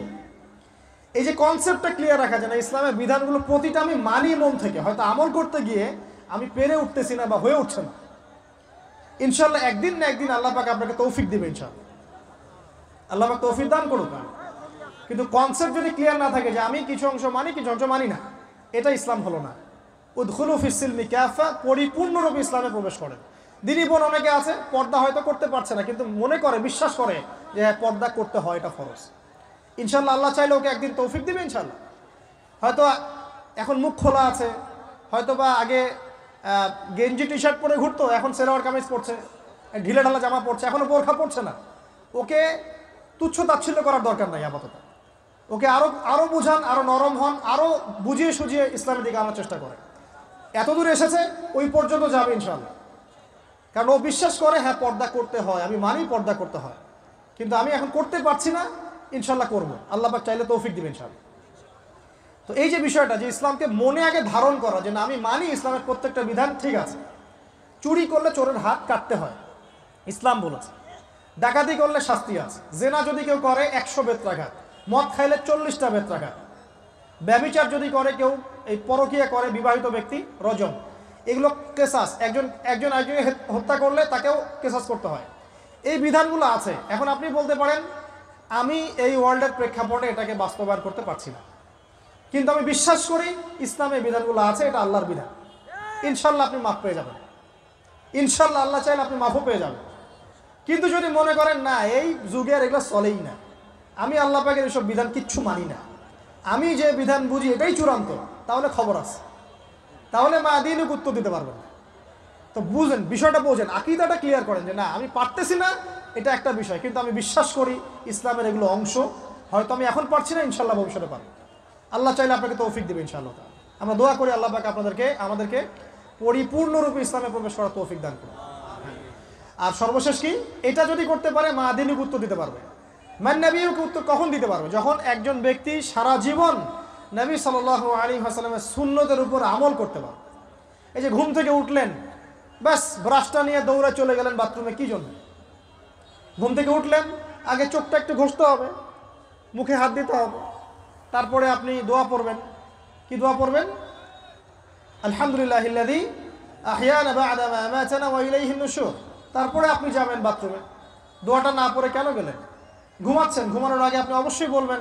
ঘুমানোর আগে একদম একটা গান শুনে, একটা গার্লফ্রেন্ডের সাথে 10টা মিনিট কথা বলে হ্যাঁ জান রাখি, ব্যাস, তারপরে ঘুমিয়ে গেলেন। ঘুমটা আপনার জন্য ইবাদত হলো না? হারামে লিপ্ত হতেন না? আল্লাহুম্মা বিইসমিকা আমুতু ওয়া আহইয়া পড়তেন, সূরা মুলক পড়তেন, সূরা কাফিরুন পড়তেন, সূরা ফালাক নাস ইখলাস পড়তেন, ঘুমিয়ে যেতেন। পুরো ঘুমটাই ইবাদত, পুরো ঘুমটাই নাকি? ঘুমিয়ে আছেন নাকি পাচ্ছেন? আপনি ইচ্ছাকৃতভাবে আপনার আমলটা নষ্ট করলেন। ইস্তেঞ্জা করতে গেছেন, ইস্তেঞ্জা করতে গিয়ে গান শুরু করে দিল বাথরুমে। বাথরুম সিঙ্গার আছে না কিছু? বাথরুমে গান গাওয়ার জায়গা নাকি? তো ওখানে গান শুরু করলো। বাথরুমে গান গাবেন কেন? আপনি ঢোকার সময় বলবেন কি, বিসমিল্লাহ আল্লাহুম্মা নাউযু বিকা মিনাল খুবসি ওয়াল খাবাইস। এরপর ইস্তেঞ্জা করবেন, তারপরে আপনি গুফরানাকা বলে বের হয়ে আসবেন। পুরো ইস্তেঞ্জার সময়টুকু নাকি? নামাজ পড়তে দাঁড়িয়েছেন, এখানে রিয়া কোনো লৌকিকতা থাকবে না, লোকজন আমাকে দেখছে আমি ভালো করে নামাজ পড়ি, এমন থাকবে না। নামাজে দাঁড়িয়েছেন আল্লাহর জন্য খালেস। এখন আল্লাহ আপনার মাঝখানে আর কেউ নাই, আল্লাহ আপনার মাঝখানে আর কেউ নাই। এমনকি যা ইচ্ছা তাই নামাজ পড়বেন? একদল বের হয়েছে এখন দেখি 2 ওয়াক্ত নামাজ পড়ে। তাদের বক্তব্য হচ্ছে যে 5 ওয়াক্ত নামাজ নাকি কোরআনে নাই, আর ওরা খালি কোরআন মানে হাদিস নাকি মানে না। কত যে ফেরকা এখন বের হয়েছে আল্লাহ ভালো জানে। তো 5 ওয়াক্ত নামাজ কোরআনে নাই বলে, সুবহানাল্লাহ। তো 2 ওয়াক্ত নামাজ পড়ে। এখন নামাজ কি মন গরম ভাবে পড়লেই হবে? ফজরের নামাজে দাঁড়িয়েছেন, ফজর নামাজ কয় রাকাত? 2 রাকাত। এখন আমি যদি বলি নামাজ তো ভালো কাজ, 2-এর জায়গায় 4 পড়লে কি সমস্যা ফজরে? যদি এমনটা বলি হবে? কেন হবে না? কারণ নবী সাল্লাল্লাহু আলাইহি ওয়াসাল্লাম 2 পড়েছেন, আমাকে 2 পড়তে হবে, সিম্পল। 4 পড়লে আপনার নামাজ বাতিল। ফজরের নামাজ 4 রাকাত পড়লে নামাজ কি বাতিল হবে না? মাগরিবের নামাজে দাঁড়িয়েছেন 3 রাকাত নামাজ, তখন আপনি মনে চিন্তা করছেন না 3-এর জায়গায় আমি 4 পড়বো, 5 পড়বো। নামাজ তো ভালো জিনিস, বেশি করলে কি সমস্যা? সবকিছু বেশি করতে হয় না। রাসূলুল্লাহ সাল্লাল্লাহু আলাইহি ওয়াসাল্লাম যা দিয়েছেন তাই করতে হয়, এর নাম সুন্নত। বাইরে গেলে হবে কি? বেদাত। প্রত্যেকটা কাজ খেয়াল করতে হবে। তো প্রত্যেকটা আমল এভাবে। নামাজ, এই যে রোজা রাখবেন, রমজান মাসে রোজা রাখলে এটা ফরজ। আর আপনি চিন্তা করেন রোজা তো ভালো জিনিস, আমি রমজানও রাখবো, শাবান পুরো 2 মাসে রাখবো, হবে? দেখেন নফল বিষয়টা আলাদা, আমি ফরজের কথা বলছি। কেউ যদি মনে করে ফরজ রোজা আমি 2 মাসে রাখবো, রমজানও রাখবো, শাবানও রাখবো, রোজা ভালো জিনিস করলে কি সমস্যা হবে? হবে না। এভাবেই হজ করতে হয় ওইখানে আরাফার মাঠে। আপনি মনে করেন কুড়িগ্রামে হজের একটা জায়গা বানাইলাম আমরা, মনে করেন কথার কথা, এমনও কিন্তু জায়গা আছে মানুষ অন্য জায়গায় হজ করে, কিন্তু আপনি ভাবছেন এমনি বলছি, এমন অনেক ফেরকা আছে মুসলিমদের মধ্যে, মুসলিম নামধারী, এগুলো মুসলিম না, হজেরও জায়গা বানাইছে আলাদা, ওখানে হজ করে, ওখানে তাওয়াফ করে। এখন হজ যেখানে করতে হবে ওখানে না করে যদি এখানে করি হবে? হবে না। যাকাত দেওয়ার একটা লিমিট আছে, এইটুক দিতে হবে। আপনি এখন কম দিলেন হবে, আবার দিলেন না আমি একদম বেশি দিয়ে ফাটায় ফেলাবো একেবারে, সেখানে হবে? তো এই জিনিসগুলো খেয়াল রাখতে হবে যে আমাদের এক কথায় নবী সাল্লাল্লাহু আলাইহি ওয়াসাল্লামের সুন্নতটা মেনে চলা। আমলের ক্ষেত্রেও একইভাবে, আপনার অর্থনৈতিক জীবনেও নামাজ রোজা হজ জাকাত আপনার পারফেক্ট। এবার আপনি এসেছেন অর্থনীতির ক্ষেত্রে, এসে মাশাআল্লাহ দাড়ি টুপি জুব্বা নিয়ে মাপে কম দিচ্ছেন, চলবে? দাড়ি টুপি জুব্বা আছে, মানুষকে ঠকাচ্ছেন, মজুত করছেন, সিন্ডিকেট করছেন, অনেক সময় সরকারকে বিব্রত করে ফেলছেন, মাল মজুত করছেন, দাম বেড়ে যাচ্ছে, বিব্রত হচ্ছে সরকার, হবে? দাড়ি টুপি পাগড়ি জুব্বা পরে, ভিতরটা আগে। ইমান ভিতরে না থাকলে দাড়ি টুপি দিয়ে লাভ আছে? তাকওয়া ভিতরে না থাকলে আমার দাড়ি টুপি দিয়ে লাভ আছে? মুহসিন হতে হবে। সো ইকোনমিক সেকশনে গিয়েও নবীর আদর্শ ভুলে যাওয়া যাবে না, সেখানেও তার আদর্শ মেনে চলতে হবে। এভাবেই সমাজ জীবন পরিবার সর্বক্ষেত্রেই নবীর সুন্নাহ মেনে চললে পরে ওই ব্যক্তিকে উত্তর দেওয়া যাবে ইনশাআল্লাহ, তিনি আমাদের নবী মুহাম্মদ রাসূলুল্লাহ সাল্লাল্লাহু আলাইহি ওয়াসাল্লাম। সর্বশেষ গিয়ে বলা হবে কিভাবে জানলে? তখন উত্তর কি দিবে মুমিন? আমি আল্লাহর কিতাব পড়েছি, ঈমান এনেছি, এরপরে আমি সত্যায়ন করেছি। তার মানে পড়াশোনা করতে হবে না ভাই? আল্লাহর কিতাব পড়তে হবে না? কারা কারা আল্লাহর কিতাব পড়তে জানেন হাত তোলেন। আলহামদুলিল্লাহ। আগামী রমাজান আসার আগেই পুরো কোরআন এক খতম করবেন, পারা যাবে ইনশাআল্লাহ? এবং প্রত্যেক দিন আমাকে ওয়াদা করেন, প্রত্যেক দিন এক পারা করে কোরআন তেলাওয়াত করব, পারবেন ইনশাআল্লাহ? না বলেন পারবো ইনশাআল্লাহ? পারবো ইনশাআল্লাহ। আল্লাহ পাক তৌফিক দান করুন, আমিন। কোরআন পড়তে হবে, শুধু কি জাস্ট তোতা পাখির মতো পড়েই যাবেন সারা জীবন? অর্থটা একটু বোঝার চেষ্টা করবেন না ভাই? করা উচিত না? করা উচিত। যদি আপনার সামর্থ্য থাকে আপনার অবশ্যই করা উচিত। সামর্থ্য নাই, বয়স হয়ে গেছে, পারেন না, সেটা আলাদা বিষয়। সামর্থ্য আছে আপনার অবশ্যই উচিত। আলহামদুলিল্লাহি রাব্বিল আলামিন মানে কি? আর রহমানির রহিম মানে কি? মালিকি ইয়াউমিদ্দিন বলছি, এটা মানে কি? ইয়াকা না'বুদু বলছি, ওয়া ইয়াকা নাস্তাঈন, এর অর্থ কি? ইহদিনাস সিরাতাল মুস্তাকিম মানে কি? সিরাতাল লাযীনা আন'আমতা আলাইহিম গায়রিল মাগদুবি আলাইহিম ওয়ালাদ-দালিন, কি অর্থ, কি বললাম? নামাজে এটার অর্থ জানলে মনোযোগ কি ডানে বামে যাবে? যাবে না ইনশাআল্লাহ। এই যে আল্লাহ পাক বলছেন, ইয়া আইয়ুহাল্লাযীনা আমানুত্তাকুল্লাহ, হে মুমিনগণ আল্লাহকে ভয় করো, হাক্কা তুকাতিহি ওয়া লা তামুতুন্না ইল্লা ওয়া আনতুম মুসলিমুন, তোমরা এমনভাবে আল্লাহকে ভয় করো, ভয় করার মতো ভয় করো, এবং পরিপূর্ণ মুসলিম না হয়ে মৃত্যুবরণ করো না। এর অর্থটা জানলে ভালো লাগলো না? বুঝতে পারলাম না কোরআনটা? আল্লাহ বলছেন ওয়াদারু মা বাকিয়া মিনা রিবা, সুদের অবশিষ্ট অংশ ছেড়ে দাও। ওয়া ইল্লাম তাফআলু ফাআযানু বিহারবিন মিনাল্লাহি ওয়া রাসূলিহি, যদি না করো আল্লাহ এবং রাসূলের সাথে যুদ্ধের ঘোষণা শুনে রাখো। অর্থ জানলে হেদায়েত পাওয়া যায় না? অতএব অর্থটা জানার চেষ্টা করেন। আল্লাহ পাক তৌফিক ইনায়াত করুন। অর্থ বোঝার ক্ষেত্রে যদি কোনো প্রতিবন্ধকতা পান সামনে, আলেম ওলামার কাছে যাবেন, জিজ্ঞাসা করে অর্থ জেনে নেবেন। নিজে নিজে আবার মন করা ব্যাখ্যা করতে যায় না। কোরআন বুঝতে গেলে হাদিস লাগবে, হাদিসগুলো পড়তে হবে। হাদিসের কিছু বই কিনবেন, রিয়াদুস সালেহিন, ফয়জুল কালাম, এই যে আপনারা পড়েন, মুনতাখাব হাদিস পড়েন, ঠিক আছে, বুলুগুল মারাম মিন আদিল্লাতিল আহকাম, মিশকাতুল মাসাবি, এই বইগুলো বাসায় রাখবেন। এরপরে আস্তে আস্তে কিনবেন আবু দাউদ, তিরমিজি, নাসাই, এগুলো কিনবেন। পরে গিয়ে বুখারী মুসলিমের অনুবাদ কিনবেন, আগে কিনবেন। এগুলো কঠিন হাদিস, এগুলো আগে পড়লে আপনি মাথাটা আপনার কিন্তু ঘুরতে থাকবে। তো আগে কি ক্লাস 8-এ পড়বেন না আগে এইচএসসি দিবেন? আগে ক্লাস 7-8 পার করে যান, তারপরে ওদিকে যান। আল্লাহ বোঝার তৌফিক দান করুন। প্রিয় ভাইরা, ইলম অর্জন করতে হবে।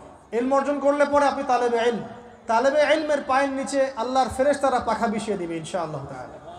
ইলম অর্জন করে আপনি যখন আলেম হবেন বা দ্বীনের জ্ঞান অর্জন করবেন, তখন আপনি দাওয়াতের কাজও করতে পারবেন। আপনার দাওয়াতে যত মানুষ ইসলামের দিকে আসবে সমস্ত নেকি আপনি পাবেন ইনশাআল্লাহ। এবং যখন আপনি আরো বড় আলেম হয়ে যাবেন, আল্লাহ তৌফিক দান করুন, তখন আসমানের যত মাখলুক এবং জমিনের যত মাখলুক, এমনকি গর্তের মধ্যে যে পিপিলিকা আছে সেগুলাও, এমনকি সাগরের নিচের মাছ আপনার জন্য ইস্তেগফার করবে, দোয়া করবে ইনশাআল্লাহ। আল্লাহ পাক আমাদের সবাইকে শিরক মুক্ত আমল করার তৌফিক দান করুন, আমিন। আল্লাহর তাওহীদের উপর থাকার তৌফিক দান করুন, আমিন। আল্লাহ পাক আমাদের সবাইকে দ্বীন ইসলাম পরিপূর্ণরূপে পালন করার তৌফিক দান করুন, নবী সাল্লাল্লাহু আলাইহি ওয়াসাল্লামের আদর্শ মেনে চলার তৌফিক দান করুন, এবং দ্বীনের জ্ঞান অর্জন করার তৌফিক দান করুন। দুনিয়াতে আমরা যতদিন বেঁচে থাকবো ইসলামের উপর যেন বেঁচে থাকতে পারি, এবং আমাদের মৌতের পর দারুল বারজাখ বা কবরের জিন্দেগি আল্লাহ পাক আমাদেরকে এই ভয়াবহ ফিতনা থেকে, আযাব থেকে হেফাজত করুন, আমিন। সবাই একটা দোয়া পড়েন আমার সাথে, আল্লাহুম্মা ইন্না নাউযু বিকা মিন আযাবিল কবরি وعذاب جهنم ومن فتنة المحيا والممات ومن شر فتنة المسيح الدجال আল্লাহ রাব্বুল আলামিন আমাদের সবাইকে ইসলামের জন্য কবুল করেন আমিন।